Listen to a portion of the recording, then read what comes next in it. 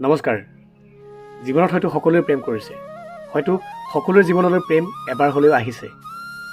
কিন্তু কেতিয়াবা এটা কথা ভাবিছেনে বাৰু, প্ৰেমৰ সেই আৰম্ভণিৰ কথা, সেই সময়খিনিৰ কথা, কিমান যে ভাল লগা আছিল সেই সময়বোৰ, নহয়নে?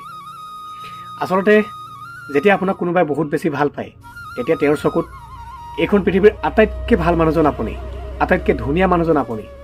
গোটেই পৃথিৱীখন এফালে আৰু আপুনি অকলে এফালে, আপোনাতকৈ ওপৰত আৰু কোনো হ'ব নোৱাৰে। আচলতে এয়াই সঁচা প্ৰেম।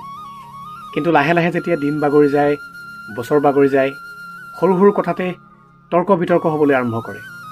কেৱল তৰ্ক বিতৰ্কতে সীমাবদ্ধ নাথাকি সৰু সৰু কথাতে অশ্লীল ভাষাৰে গালি পৰা আৰম্ভ হৈ যায় ইজনে সিজনক। আৰু তেতিয়াই বুজি উঠিব সেই প্ৰেম কেতিয়াবাই শেষ হৈ গৈছে, সেই প্ৰেমত ফাট মেলিছে। আচৰিত নহয়নে? যাক এদিন পৃথিৱীৰ সকলোতকৈ বেছি ভাল পাইছিল, যাৰ বাবে তেওঁৱে সকলো আছিল, আৰু আজি তেওঁৰ চকুত পৃথিৱীৰ সকলোতকৈ বেয়া মানুহজন সেইজন আপুনি। আপোনাতকৈ আৰু বেয়া মানুহ এইখন পৃথিৱীত কোনো নাই, কাৰণ তেওঁ এতিয়া আপোনাক ভাল নাপায় যে, সেইকাৰণে। আচলতে কথাষাৰ শুনিবলৈ অলপ বেয়া, তথাপিও চিৰন্তন সত্য এইটোৱেই।